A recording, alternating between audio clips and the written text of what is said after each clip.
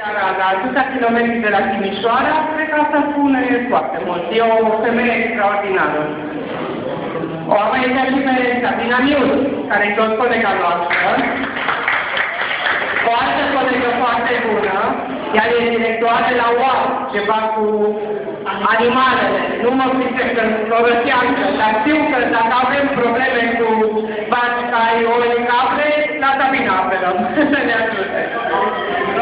Vă mulțumim că sunteți aici și vă mai prezint și pe cealaltă colegă care a venit cu noi. Ea este Eli Covaș, este viitoarea președintă a Organizației de Femei pe Colegiul 6, adică pe colegiul dumneavoastră. E din Moșnița nouă și ne dedică foarte mult timp activităților noastre. Vine cu noi peste tot unde merge. Știu că aveți o sărbătoare deosebită astăzi, care a fost făcută datorită lui Bogdan în primul rând, dar și echipei de aici. Tanti aceea mai vârstă, bucătăreasa șefă, a avut în jurul ei câteva doamne care au ajutat-o și aș vrea să le mulțumesc tuturor care au dat o mână de ajutor la gulaș, la cartofi, la sarmale, la gogoși. Eu știu ce înseamnă munca în bucătărie, că și eu, deși am venit acum aici, am muncit și eu înainte de a veni la dumneavoastră, tot în bucătărie.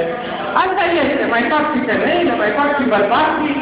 Am ajuns într-o vreme în care și bărbații mai trebuie să treacă pe la bucătărie, iar noi mai trebuie să facem și politică uneori și să venim aici la dumneavoastră.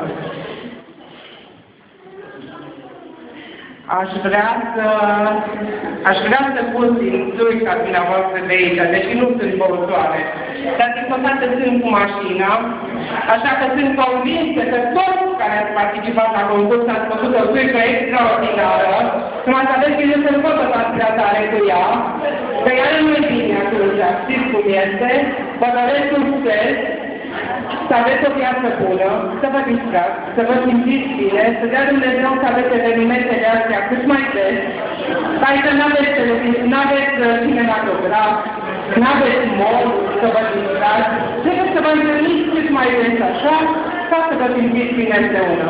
Să vă dea Dumnezeu tot ce e mai bun și o seară plăcută. Succes tuturor participanților! Mulțumesc!